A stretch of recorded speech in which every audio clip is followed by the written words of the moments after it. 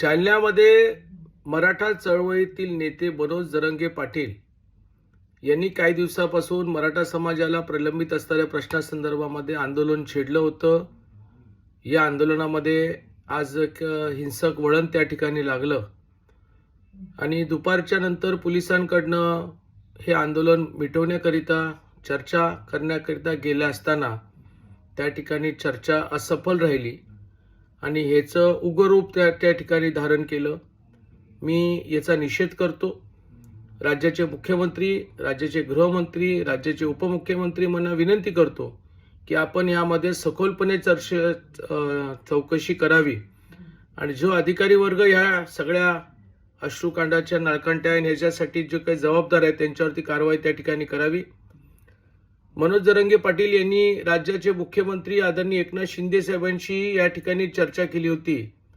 एक audio clip आपण सगळ्यांनीच त्या ठिकाणी ऐकलेली आहे, मलाही ती ऑडिओ क्लिप आली होती आणि मुख्यमंत्र्यांनी स्पष्ट भूमिका सरकारची त्या ठिकाणी घेतलेली आहे।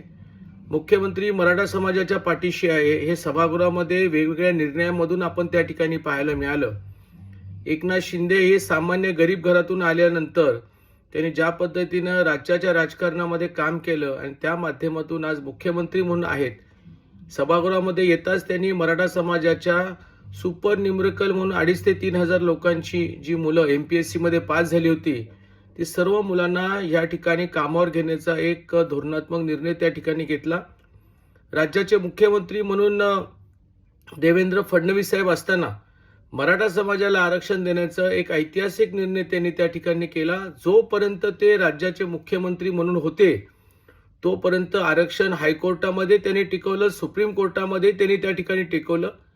सारथीसारखी संघटना मराठा समाजाच्या मुलांच्या आणि मुलींसाठी आणि कुणबी समाजासाठी त्यांनी त्या ठिकाणी सुरू केली।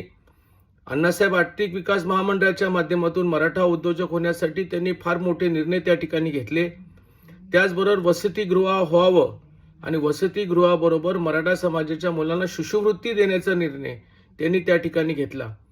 म्हणून राज्याचे मुख्यमंत्री म्हणून एकनाथजी शिंदे आणि देवेंद्र फडणवीस साहेब आणि उपमुख्यमंत्री म्हणून अजितदादा पवार हे मराठा समाजाच्या पाठीशी खंबीरपणे उभे आहेत। मी हे सर्वांना या ठिकाणी सांगू इच्छितो।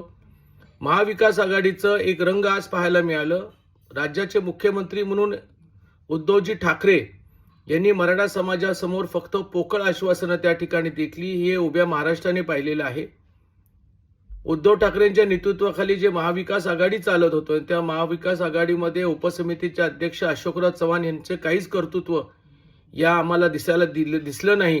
किंवा आरक्षण त्यांच्या गफलतीमुळेच त्या ठिकाणी गेलं, त्यांच्या हलगर्जीपणामुळे गेलं।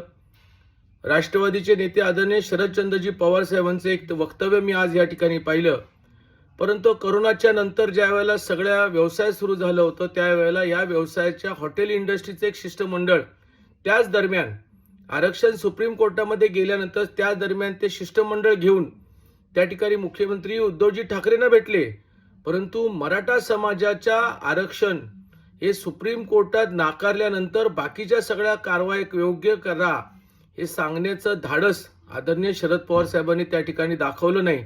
आणि शरद पवारांची दुईटप्पी भूमिका आज आपल्या सगळ्यांना दिसते। जे युवराज आहेत ते युवराज कुठे झोपले होते का ज्या वेळेला आरक्षण गेलं होतं? नाना पटोलेंची भूमिका काय होती? हे सगळ्या गोष्टी महाराष्ट्राने उभ्या पाहिलेल्या आहेत। परंतु आज राजकारण करण्यापेक्षा सरळ मराठा समाजाला मी एकच विनंती करतो की राज्याचे मुख्यमंत्री म्हणून एकनाथ शिंदेंच्यावरती आपण विश्वास ठेवावा। उपमुख्यमंत्री म्हणून देवेंद्र फडणवीस साहेब ज्यांनी पहिल्या टप्प्यामध्ये आरक्षण दिलं होतं, अजितदादा पवारांवरती विश्वास ठेवावा।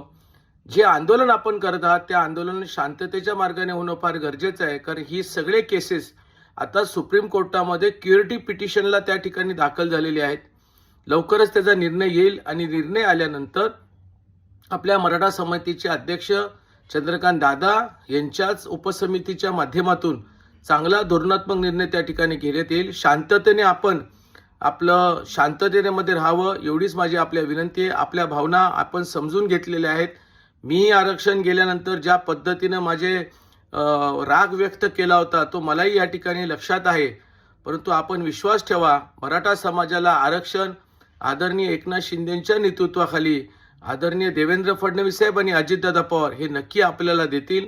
माझी सर्व बांधवांना विनंती आहे की कुठेही आपलं आंदोलन आपल्या हाताबाहेर जाऊ नये, ही जी आपण काळजी घ्यावी, नम्र विनंती. एबीपी माझा, उघडा डोळे बघा नीट.